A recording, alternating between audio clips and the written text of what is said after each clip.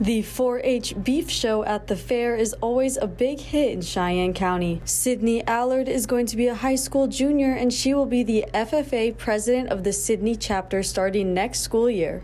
Allard and her sister have 5 cows at the fair. We have 2 stalker feeder calves, which were just weaned, and then we have a breeding heifer, and a market heifer, and a steer. Allard and her family will be selling the market heifer and a steer. Allard says her heifer will not be missed. This year, I don't like my heifer at all. She has a bad attitude. We'll have no sadness this year.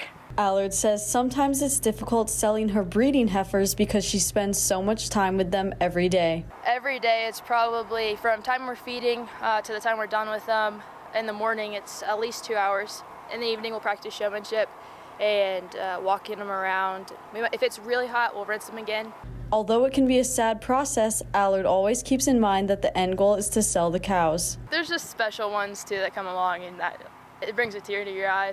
Allard says her favorite part of the process is getting her cows ready for the show. I enjoy actually physically showing it too, but for the most part, it's getting them ready and seeing your hard work pay off. Allard wants to go to the University of Kansas for animal science, and she says she wants to stay in the cattle business in one form or another after school. I'm not sure if I want to go to vet school or not yet, but I do want to be in the cattle reproduction field, whether that's being a embryologist or it's almost like an embryologist tech almost, but they do a lot of the field work instead of the microscope work. Allard won grand champion in stalker feeder, market heifer, and round robin.